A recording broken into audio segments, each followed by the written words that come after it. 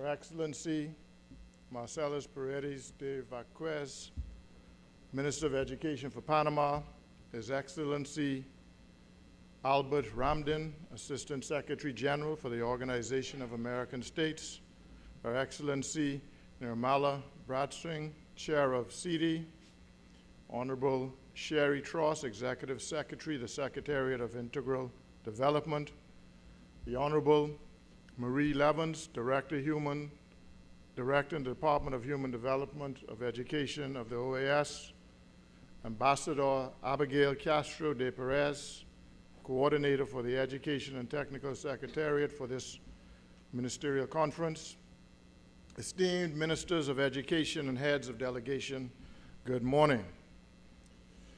Madam President, Madam Chair, I wish to again thank you and the people of Panama for hosting this conference and putting together what is proving to be a very progressive and relevant agenda. I want to also thank you again for the wonderful meal we had last night and the fellowship that afforded us all. I wish to join my brother from St. Lucia in thanking you, Madam Chair, and the organizers for including the Caribbean in these most relevant discussions. In May of 2012, I was appointed the Minister of Education, Science, and Technology. The appointment placed me as head of the largest budgetary portfolio in the government, and you are correct to assume that it translated into some serious fiscal accountability and good measure on the part of my direction of the ministry and its focus. It didn't really come as a daunting task, as I am the son of a former teacher. So even though I went through some of my junior high school years with a greater focus on athletics, the intrinsic value of a good education never escaped me. My father is a well-established businessman who never went beyond high school, but instilled education in his children as a core value. What I immediately found important was to begin with what some would describe as two simple questions when I became minister. Others, and I believe that would be most in this audience, would really refer to those questions as complex. The first question was, what is the purpose of school? And secondly, what is the purpose of education? The answers then beg the question, should all schools be alike and should all students be taught the same way and learn the same things? Let me be the first to say that the answers to these questions have been revealing for me. And the answer to these questions, as we know, depends on who you ask. If you ask an educator, if you ask someone in the private sector, if you ask a politician, you will likely get different answers. Well, as I stated, I am the son of an educator. I grew up in a family business, and I now happen to be a politician. And so I had the experience of all of these different sectors. We accept that no two people are alike, yet in many of our jurisdictions, we have not augmented this approach to education. We teach the same things year after year using the same methods and appear mystified when we get the same results. Case in point. In my country, the school graduation in the public school system has been roughly 50% for the past 15 years. This number is not uncommon in many parts of the world. In the Bahamas, a country of 300,000 people, we have recorded about 2,500 students not meeting the criteria to graduate each year. As a quick calculation, over the years, this group now accounts for about 35 to 38% of the present workforce. The next question is, for us as policymakers, is how does a country sustain itself if as much as 1/3 to 40% of its population does not possess a basic education in a world where change is not only constant but instant, and the pressure of competition and market forces can be merciless and devastating? This is the dichotomy which presents challenge and opportunity for all of us. Education, as we all know, is the driving force of success for any nation. It really is a matter of national security. I'm reminded of the manner in which Dr. Ben Levin outlined the cost to a nation when an education system is inadequate. He states that countries will experience 5 major socioeconomic problems and failures as a direct result of poorly educated citizens. Number 1, foregone national income, or GDP.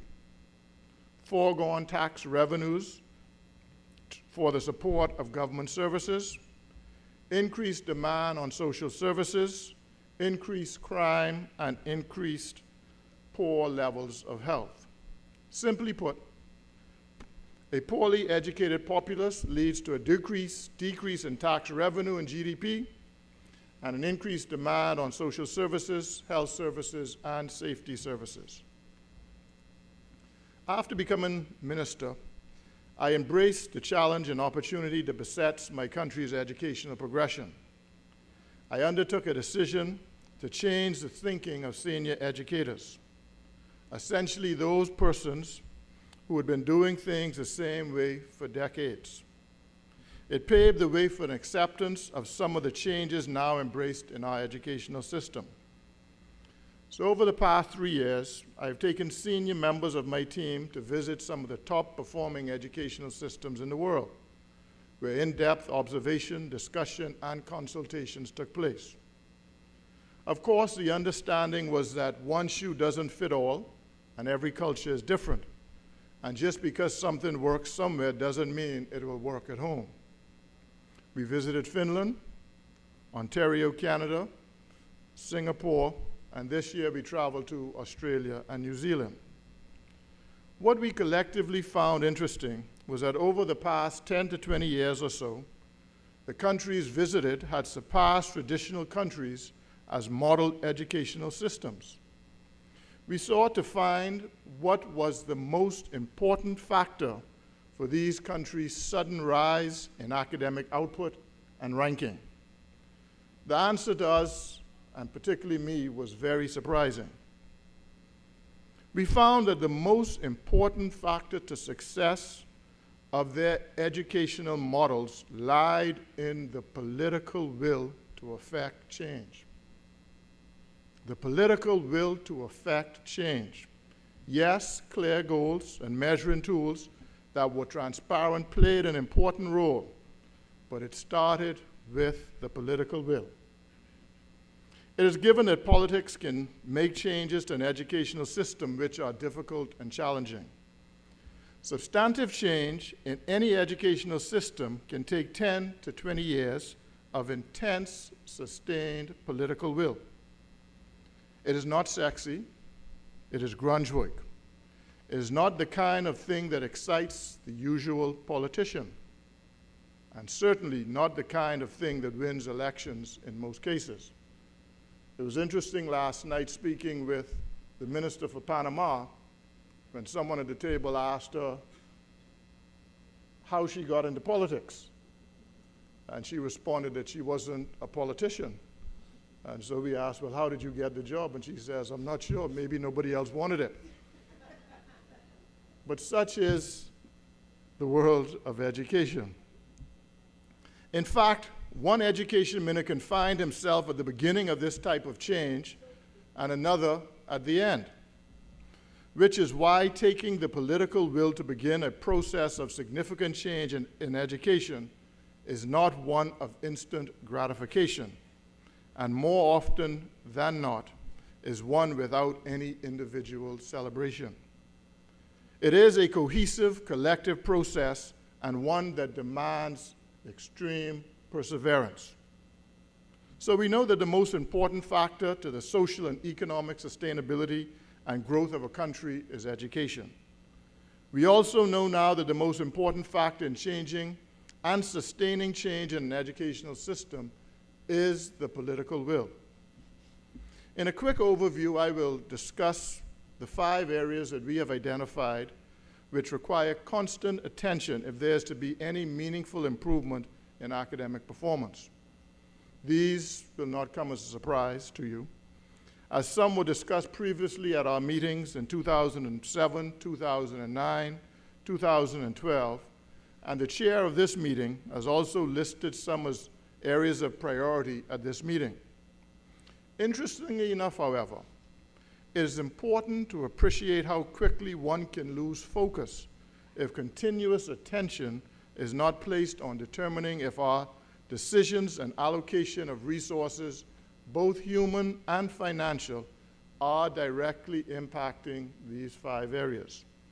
The first one is school leadership. School leadership. School leadership, to me, is the most important. The most important person to me in a school is the principal, the leader. There's a saying that I would rather go to war with a pack of lions led by a sheep than a herd of sheep led by a lion. Yet most educational systems spend little or no time developing and training of future leaders. So a simple question I ask myself, and I invite you to ask yourself: does the principal in each and every school possess the skill set necessary to lead a 21st century school, and have we identified those skill sets and instituted the training and selection process to choose the best leaders for our schools? In the Bahamas, now for the first time, we are establishing a path for all principal administrators, whom the Ministry of Education will identify as entrants into a program that prepares teachers to become school leaders and mentors. Secondly, teacher training. Training and retraining. What are we doing to improve the skills of our teachers and keep them relevant? Recently in the Bahamas, we opted to close a primary school, which was in the process, and we are a primary school which we are now in the process of converting into multifaceted teacher training and professional institute. We have now negotiated and mandated in a new collective bargaining agreement with the Bahamas Union of Teachers that teachers must have ongoing professional development, especially in areas in need of improvement. This is a first in our country because prior to now, we had no means at the Ministry or Department of Education to ensure and mandate that teachers continue to be trained and retrained. We could not have arrived at this agreed position if we did not commit to put millions of dollars into this facility.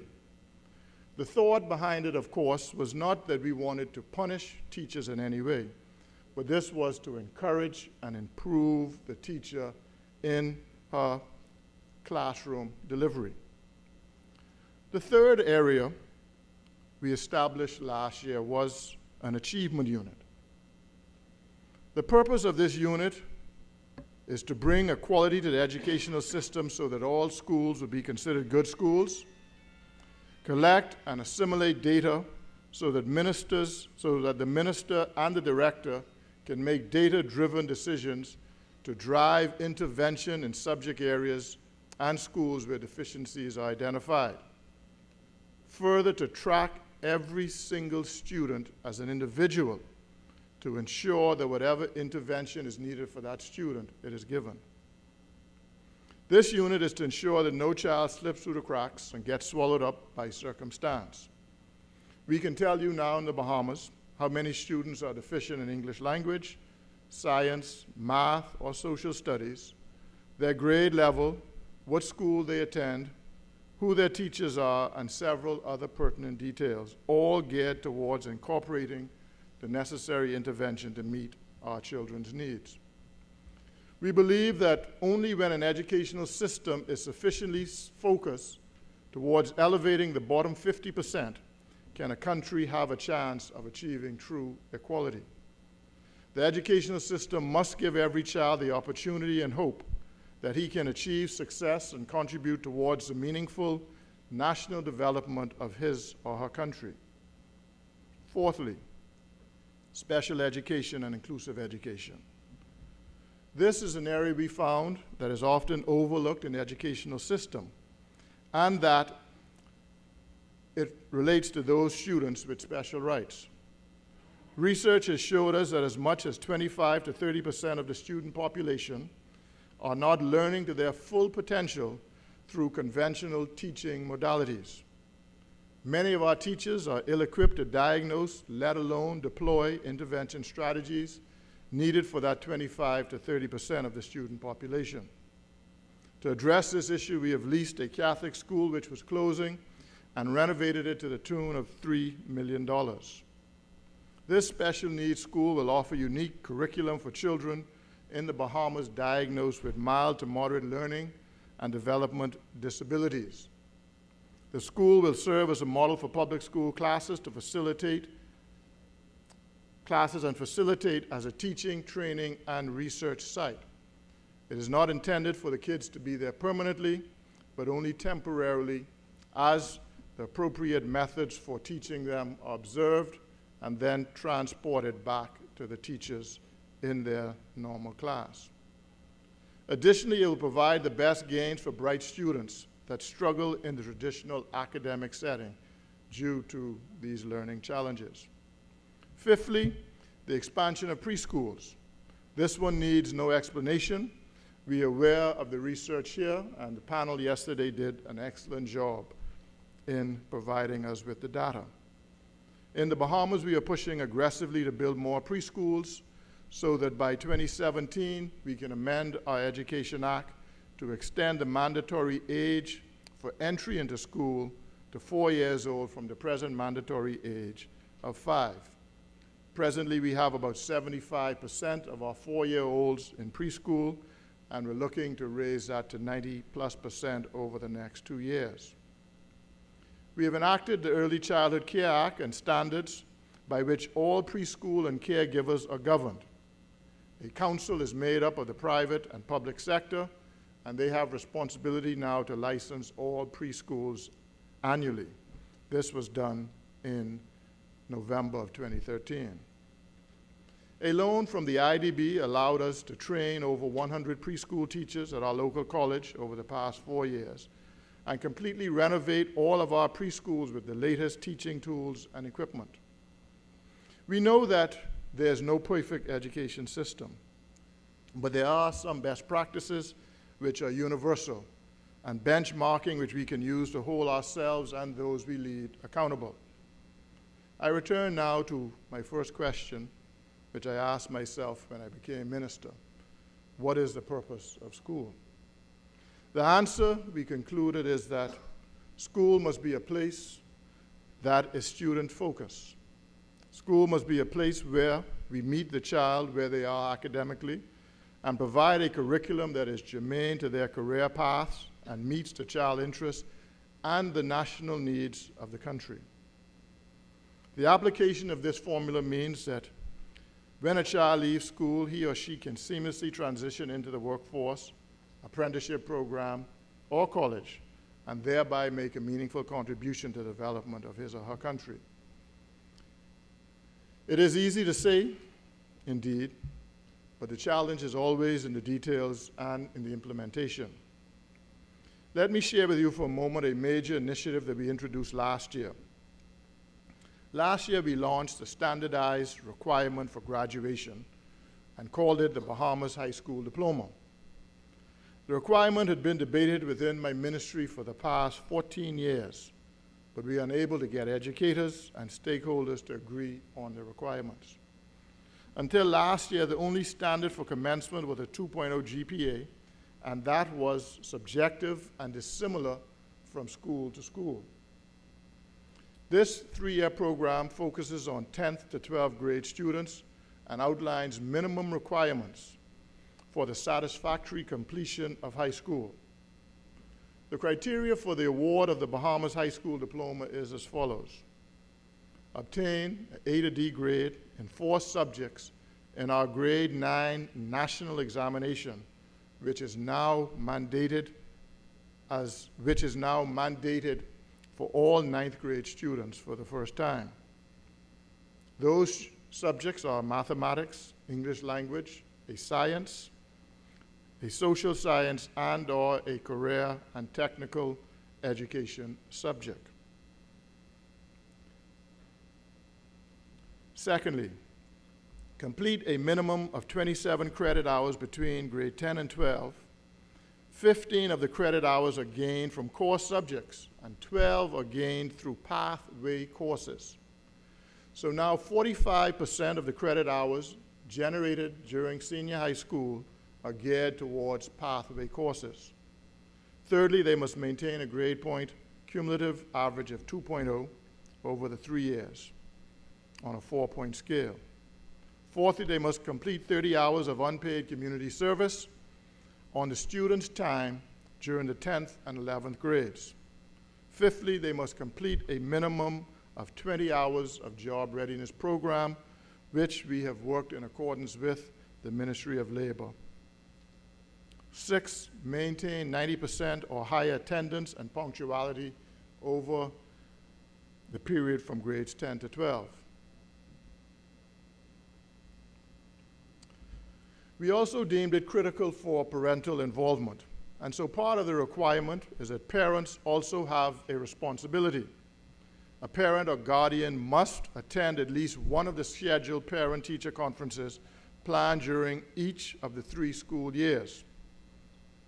Example of the career path plan or clusters that a child can take are as follows: agriculture, applied science, auto mechanic, building trades, business study, cosmetology, electronics, family and consumer science, information technology, marine science, nautical science, pre-engineering, performing arts, and hospitality and tourism. The Bahamas High School Diploma has effectively abolished the notion that all children have the same post-secondary ambitions, and we have tailored programs designed to cater to essentially 3 groupings of students: those who are college-bound, those who are career and technically minded and desirous of entering into apprenticeship programs upon the completion of high school, and those who need the academic foundation to be equipped with the skill set to afford them entrance into a trade or directly into the workforce. We are adamant in ensuring that all students had a course of study that would be comfortable for them. Before I conclude, I would like to speak quickly about the intervention of technology. Another key initiative was the integration of technology into all of our junior and senior high schools over the last 3 years.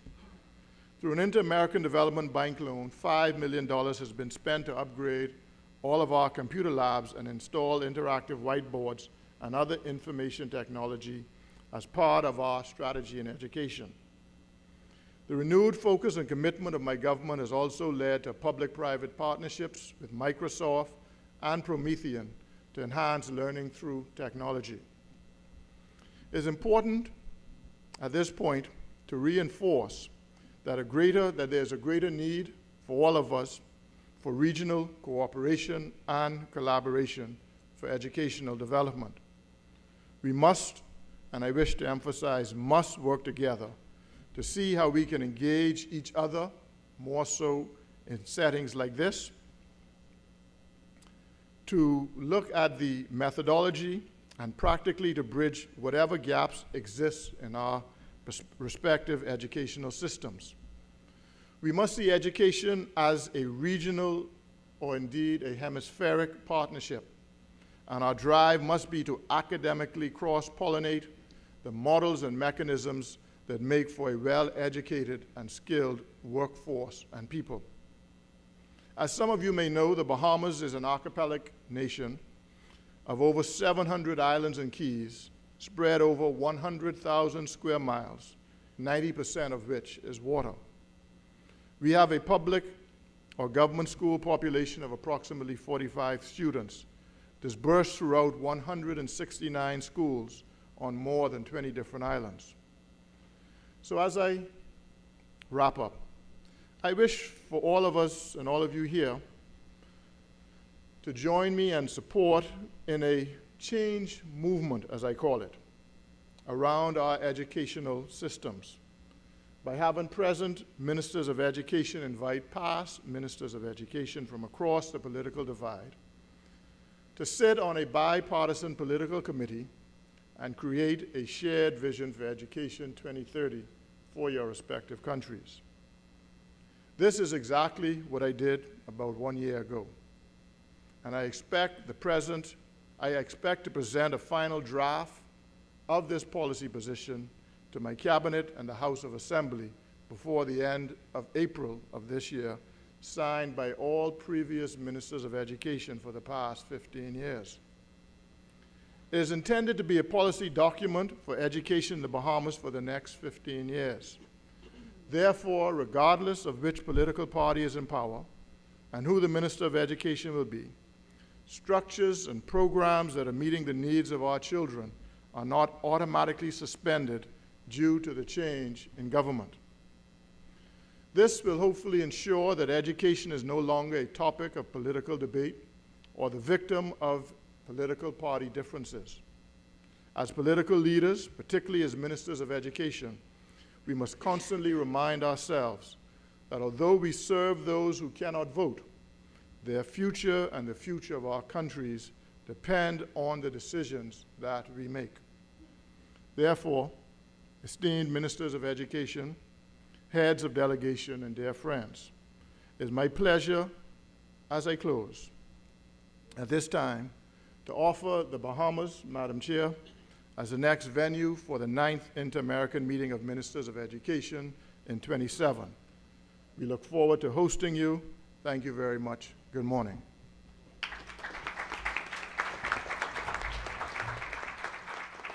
Congratulations, excellent. Le agradecemos